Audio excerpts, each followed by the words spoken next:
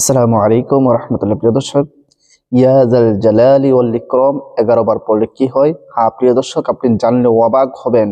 এত কার্যকরী পাওয়ারফুল আমল আজকে আপনাদের সাথে শেয়ার করতে যাচ্ছি। ভিডিওটি শেষ পর্যন্ত দেখুন, দেখলেই বুঝতে পারবেন আমলটি একেবারে ছোট, কিন্তু এটার পাওয়ার, এটার ক্ষমতা অনেক বেশি। বিস্তারিতভাবে আমি এই ভিডিওর মাঝে আলোচনা করব যে আমলটি কখন করবেন এবং করলে কী লাভ হবে, সবই আলোচনা এই ভিডিওর মাঝে করব। তবে ভিডিওটি শুরু করার আগে আপনাদের কাছে ছোট্ট একটা রিকোয়েস্ট, যারা আমার চ্যানেলের মধ্যে নতুন আছেন অবশ্যই চ্যানেলটি সাবস্ক্রাইব করে পাশে থাকা বেল আইকনটি বাজিয়ে দেবেন। প্রিয় দর্শক, আপনার একটি সাবস্ক্রাইব, আপনার একটি কমেন্টস, আপনার একটি লাইক, এগুলো আমাদের উৎসাহের কারণ। আপনারা যদি উৎসাহ দেন তাহলে আপনাদের জন্য আরো দামি দামি উপকারী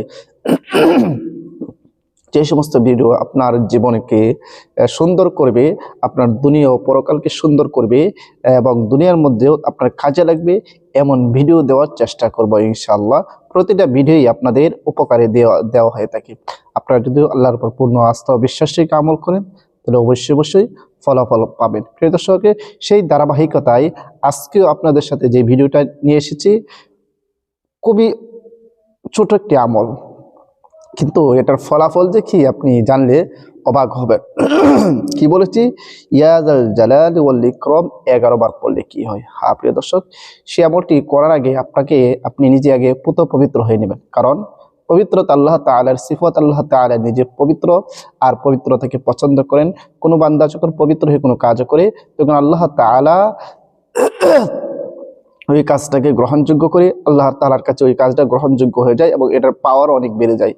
এই জন্য উযু করে পবিত্র হয়ে এরপর আপনি আমল করবেন। প্রিয় দর্শক, আমরা জানি যে আল্লাহ তাআলার কাছে যদি আমরা কোনো কিছু চাই তা আল্লাহ তাআলা কখনো ফেরত দেয় না, তবে চাওয়ার মতো চাইতে হবে।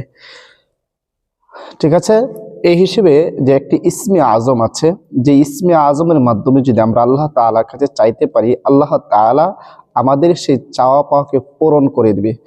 কারণ ইসমে আজমের এটাই বৈশিষ্ট্য, কোনো একজন ব্যক্তি যখন ইসমে আজম পাঠ করার পর সে যা চাইবে আল্লাহ তাআলার কাছে, আল্লাহ তাআলা তাকে তাই দিয়ে দিবেন। সুতরাং আজকে আপনাদের সাথে যে বিষয়টা আলোচনা করতে যাচ্ছি, ইয়াজাল জালালি ওয়াল ইকরাম, এটাকে ইসমে আজমও বলা হয়। সুতরাং ইসমে আজমে আমল করে কোনো কিছু যদি চাওয়া হয়, আল্লাহ তাআলা সেটা সাথে সাথে দিয়ে দেয়। এটা ইসমে আজমের বদলতে। ঠিক আছে? এই জন্য বলতেছি আমলটা ধৈর্য সহকারে স্কিপ করা ছাড়া শুনবেন। স্কিপ করলে কোনো গুরুত্বপূর্ণ কথা ছুটে যাবে, অতঃপর আপনি ভিডিওটা দেখে কোনো লাভ হবে না, আমল করতে পারবেন না। আমল করলেও অর্ধেক করতে পারবেন না, ফলাফল পাবেন না।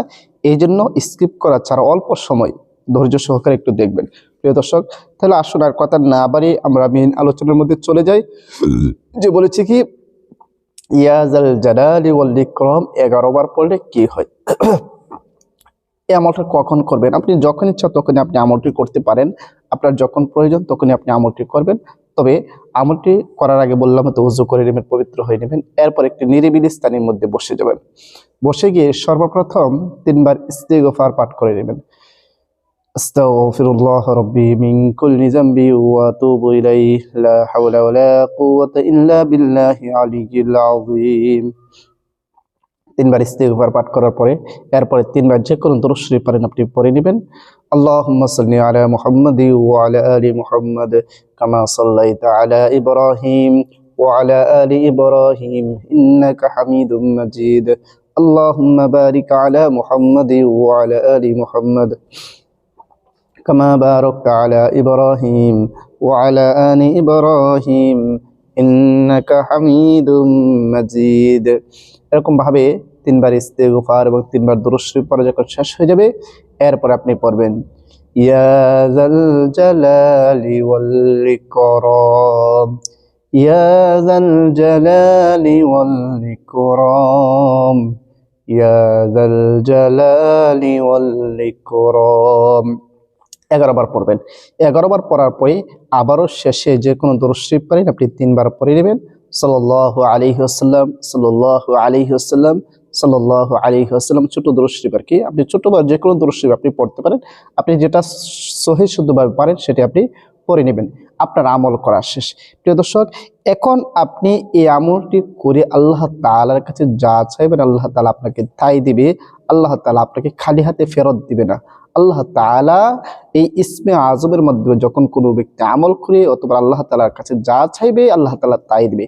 এই জন্য যখনই আপনার কোনো বিশেষ প্রয়োজন হয়, আল্লাহ এই আমলটি করে আল্লাহ তাআলার কাছে চাইবেন।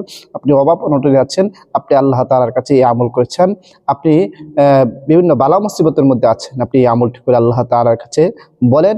যত সমস্যা, আপনার চাকরির প্রয়োজন বা সন্তানের প্রয়োজন, যে কোনো প্রয়োজনে, মোট কথা যে কোনো প্রয়োজনে, যে কোনো সমস্যা এবং যে কোনো প্রয়োজন মেটাতে আপনি আমলটি করে আল্লাহ তাআলার কাছে চান, আল্লাহ তাআলা সেগুলো আপনার দিয়ে দেবে, খালি হাতে কখনো ফেরত দিবে না। ইসমে আজমের অনেক পাওয়ার, অনেক ক্ষমতা।